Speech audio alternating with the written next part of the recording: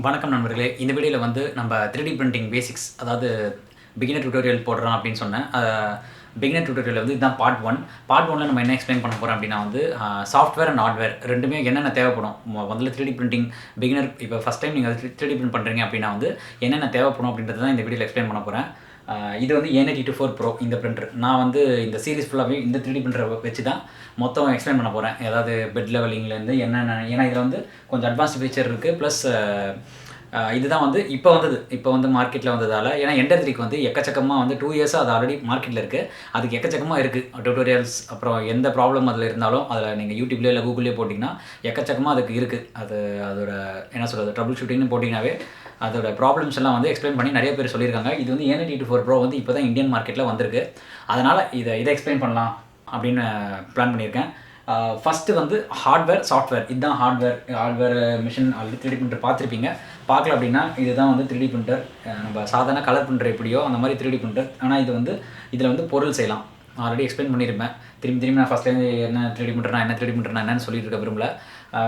இதில் வந்து மொத்தம் 4 மோட்டர் இருக்குது. எக்ஸ், ஒய், அப்புறம் Z ஆக்சிஸ் மேலே போகிறதுக்கு, அப்புறம் எக்ஸ்ட்ரூடர்.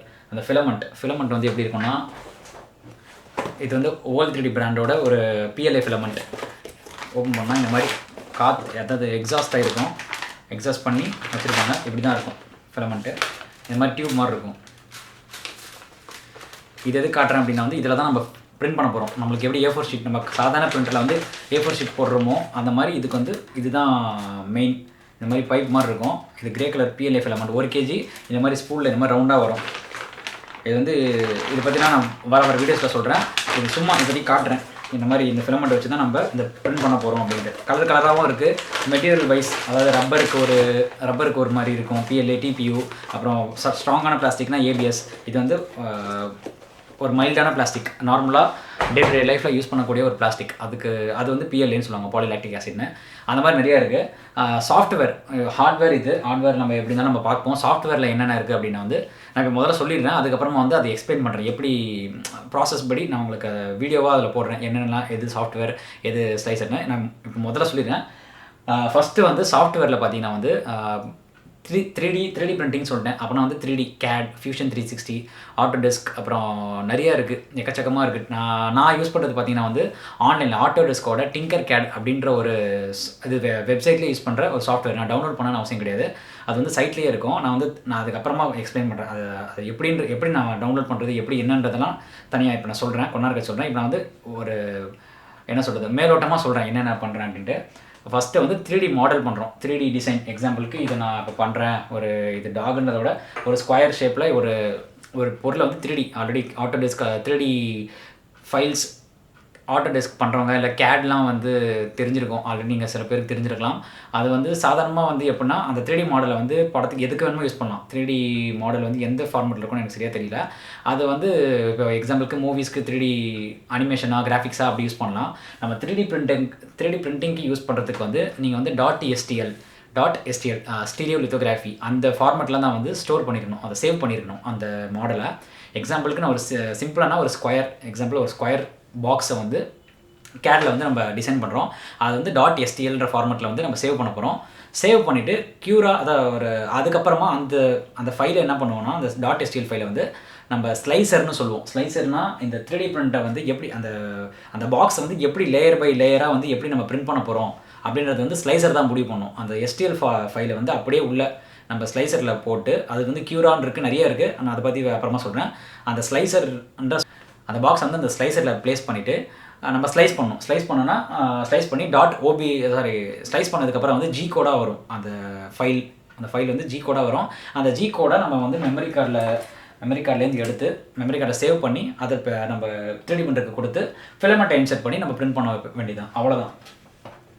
இப்போ அதே வந்து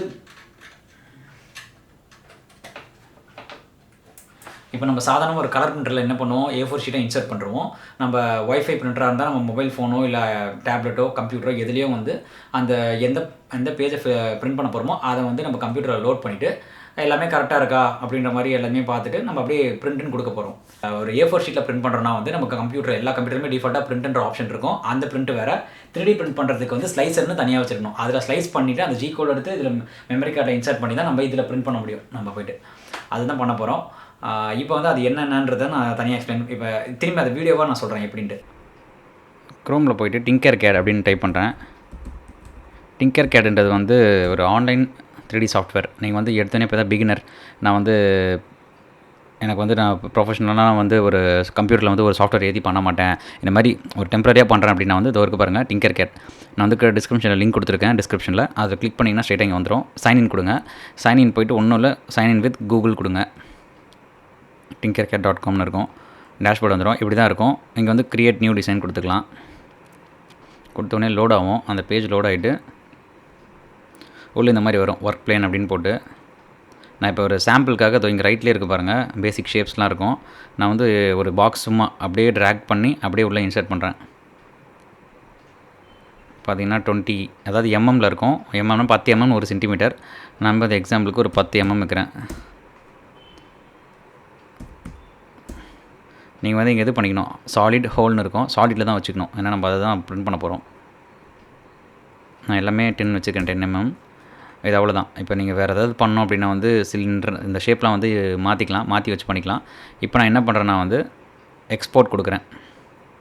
எக்ஸ்போர்ட்னா எவ்ரி திங் இந்த டிசைன் கொடுங்க. நான் ஒன்று தான் கொடுத்துருக்கேன், அதனால் அதை செலக்டட் ஷேப்னு வச்சுக்கலாம், இல்லை எவ்ரி திங் தான் கொடுக்கலாம். டவுன்லோட் இல்லை 3D பிரிண்ட்னு இருக்கும் ஸ்ட்ரெயிட்டாக, அதெல்லாம் தேவையில்லை நமக்கு. இந்த வரைக்கும் பாருங்கள் 3 இருக்குது. நம்ம .stl ஃபார் 3D பிரிண்ட்னு இருக்குது. .stl கொடுத்துக்கிறோம். நம்ம பேர் மாற்றிக்கலாம். இங்கே வந்து அதுவாக ஒரு ஆட்டோமேட்டிக்காக ஒரு பேர் வந்து நிற்கும். இதுதான் அது. நான் ஆல்ரெடி க்யூரா வச்சுருக்கிறதுனால வந்து க்யூராவில் வந்து சேவ் ஆகிருக்குது .stl. நான் அது வந்து இதை டெஸ்க்டாப்பில் போட்டு வச்சுக்கிறேன்.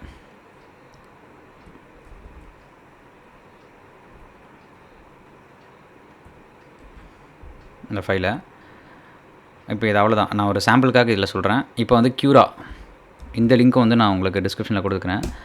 க்யூராவில் போனீங்கன்னா அல்டிமேக்கர் க்யூரான்னு இருக்கும் பாருங்கள், first link. Software download for ஃப்ரீன்னு இருக்கும், 4.7.1 லேட்டஸ்ட் வெர்ஷன். அதில் கொடுத்துக்கலாம். நான் விண்டோஸ் நான் ஆல்ரெடி டவுன்லோட் பண்ணேன். இன்ஸ்டாலேஷன் வந்து ரொம்பலாம் இல்லை, அப்படியே டிஃபால்ட்டாக என்னென்ன இருக்கோ அப்படியே செட்டிங்ஸில் வச்சு இன்ஸ்டால் பண்ணிக்கோங்க. நான் இப்போ அதை டீப்பாக நான் போல் உள்ளே வந்து இதுதான் க்யூரா. இப்படி தான் இருக்கும் இன்டர்ஃபேஸ் க்யூரா. பார்த்தீங்கன்னா நான் வந்து செட் பண்ணி வச்சுருக்கேன். இப்போதைக்கு நான் ஒரு சாம்பிளுக்காக தான் இப்போ சொல்கிறேன். இது A94 ப்ரொஃபைல் PLA எல்லாமே ரெடி பண்ணி வச்சுருக்கேன். வெறும் இப்போ நான் இம்போர்ட் பண்ணுறேன். இந்த ஃபோல்டர் பட்டன் அழுத்தி டெஸ்க்டாப் போய்ட்டு அதை கொடுத்துக்கிறேன், ஓப்பன். பார்த்தீங்கன்னா அதை வந்துச்சு பாருங்கள், நம்மளோட ஸ்கொயர் பாக்ஸ் மாதிரி. இது 10 mm தான். இதோட டைமென்ஷன்லாம் பார்த்தீங்கன்னா நான் வந்து டிஃபால்ட்டாக இந்த ப்ரொஃபைல்னு இருக்கும், ப்ரொஃபைல் போய்ட்டு நார்மல் கூட கொடுத்துனா ஆல்ரெடி இதெல்லாம் இந்த quality, shell, infill, material, travel speed, cooling, support material எல்லாமே இதில் இருக்கும். ஆல்ரெடி டிஃபால்ட்டாக இருக்குது. முன்னெல்லாம் வந்து எல்லாமே மேனுவலாக பண்ணுற மாதிரி இருக்கும். இப்போ நான் 3D பிரிண்டரும் என்ன ஃபிலமெண்ட்டோ கொடுத்தாலும் அதுவே வந்து ஜென்ரேட் ஆகுது. அதனால் நம்ம பெருசாக எதுவும் மாற்றிக்க தேவையில்லை. இந்த க்யூரா வந்து கரெக்டாக இருக்குது, நார்மலாக தான் வச்சுருக்கேன். அது வந்து ஸ்லைஸ் ஆகும். பார்த்தீங்கன்னா வந்து ப்ரிவ்யூ பண்ணலாம். ப்ரிவ்யூனா அந்த ஒரு எப்படி வரப்போகுது அப்படின்னு பார்க்கலாம். அந்த பிரிண்ட் ஆகும்போது பார்த்திங்கன்னா இப்படி தான் வரும். வெளியே இந்த சுற்றி தோருக்கு பார்த்திங்களா, இதெல்லாம் வந்து ஒரு சாம்பிளுக்காக, அதாவது எத்தவொடனே இந்த பிரிண்ட் பண்ணும்போது நடுவில் ஃபிலமெண்ட் ஏதாவது வெளியே வராமல் போயிடுச்சுன்னா பிரிண்ட்டும் நாஸ்தி ஆகிடும். அப்படின்றதால முதல்ல ஃபிலமெண்ட் எல்லாம் நல்லா வருதா அப்படின்னு பார்க்குறதுக்காக இது வந்து ஸ்கர்ட்டுன்னு சொல்லுவாங்க. அப்படி வெளியே ஒரு பாக்ஸ் மாதிரி போட்டு அதுக்கப்புறமா இது போடும். இப்போ பார்த்திங்கன்னா சேவ் டு ஃபைல் நான் வந்து பண்ணல, அதாவது மெமரி கார்டு ஒன்றும் போடல, நான் டெஸ்க்டாப்லேயே சேவ் பண்ணிக்கிறேன். பார்த்திங்கன்னா .g கோடுன்னு இருக்கும். நம்ம STL ஃபைலை வந்து இம்போர்ட் பண்ணோம் உள்ளே, கரெக்டுங்களா? இம்போர்ட் பண்ணோம். இப்போ வந்து உள்ளே ஸ்லைஸ் பண்ணதுக்கப்புறம் அது .g கோட் அந்த ஃபைல் பேர் போட்டு .g கோட் சேவ் கொடுத்துக்கிறேன். அவ்வளோதான். இதுதான் அது .g கோட்னு இருக்குது பாருங்கள். இப்போ நான் அதை டபுள் கிளிக் பண்ணேன் அப்படின்னா வந்து லோட் ஆகிட்டு நமக்கு ப்ரிவ்யூ காட்டும். பார்த்திங்கன்னா ப்ரிவ்யூ மட்டும் பண்ணலாம், என்னென்ன இருக்குது அப்படின்ட்டு ப்ரிவ்யூ பண்ணிக்கலாம். இதை வந்து நம்ம அப்படியே ஸ்ட்ரைட்டாக நம்மளோட மெமரி கார்டில் அப்படியே சேவ் பண்ணிக்கலாம். எந்த மாதிரியும் இல்லை, அப்படியே ரைட் போய்ட்டு சென்ட்டு கொடுத்து மெமரி கார்டு கொடுத்துக்கலாம். நான் மெமரி கார்டு இன்சர்ட் பண்ணல, அப்படியே போட்டு அப்படியே நம்ம பிரிண்டரில் போட்டு பிரிண்ட் கொடுத்தோன்னா பிரிண்ட் ஆக ஆரம்பிச்சிடும். நம்ம என்ன பேராமீட்டர்ஸ்லாம் செட் பண்ணுறோமோ. இந்த வீடியோ பிடிச்சிருந்தா லைக் பண்ணுங்கள். யாரா 3D பிரிண்டிங் மேலே இன்ட்ரெஸ்ட்டாக இருக்காங்க, ஒரு பிகினர், ஏன்னா இது வந்து ப்ரொஃபஷனல் யாரும் பார்த்து வந்து கோவப்பட வேணாம், என்னடா இவ்வளோ இதெல்லாம் ஒரு ப்ராசஸாக அப்படின்ற மாதிரிலாம் நினச்சிக்க வேணாம். ஏன்னா வந்து எனக்கு ஸ்டார்டிங்கில் வந்து எனக்கும் கொஞ்சம் இது ஆல்ரெடி 3D பிரிண்டிங்கில் இருக்கவங்களுக்கு வந்து தெரியும் எப்படி அதெல்லாம் சிம்பிள் தான், எல்லாமே ஈஸி தான். கஷ்டம்னு எதுவுமே கிடையாது, எதுவுமே கிடையாது கஷ்டம்னு. 3D பிரிண்டிங் வந்து ரொம்ப ஈஸி தான். லைனாக பாருங்கள். இது பார்ட் 1. அடுத்த பார்ட்லேருந்து கடன்னு சீக்கிரமாக ட்ரை பண்ணுறேன். அப்புறம் நிறையா என்ன 3D printer வச்சுருக்கீங்க ஆல்ரெடி அப்படின்னா அவங்களுக்கு என்ன ஏதாவது ப்ராப்ளம்ஸ் இருக்கும், கண்டிப்பாக ஃபால்ஸ் உள்ள கிளாக் ஆகுது, இல்லை இந்த மாதிரி ஆகுது, நிறையா ப்ராப்ளம்ஸ் வரும் கண்டிப்பாக. ஏன்னா ஒரு சாதாரண கலர் பண்ணுற அளவுக்குலாம் இல்லை, இதில் அதிகமாகவே அதை கரெக்டாக மெயின்டைன் பண்ணல, கரெக்டாக செட்டிங்ஸ் வச்சு பண்ணல அப்படின்னா ப்ராப்ளம்ஸ் நிறையவே வரும். அதெல்லாம் யாருக்குன்னா டவுட்ஸ் இருந்தது அப்படின்னா கேளுங்க. எனக்கு தெரிஞ்சிருந்தால் நான் சொல்கிறேன், இல்லைன்னா நான் கண்டிப்பாக இன்டர்நெட் ரெஃபர் பண்ணி இல்லை யாருன்னா தெரிஞ்சவங்க கிட்ட கேட்டு நான் கண்டிப்பாக அது ஒரு வீடியோவில் சொல்லுவேன். இந்த வீடியோ பிடிச்சதான் லைக் பண்ணுங்கள், ஷேர் பண்ணுங்கள், இந்த சீரிஸ் ஃபுல்லாக பாருங்கள். உங்களை அடுத்த வீடியோவில் சந்திக்கிறேன். நன்றி.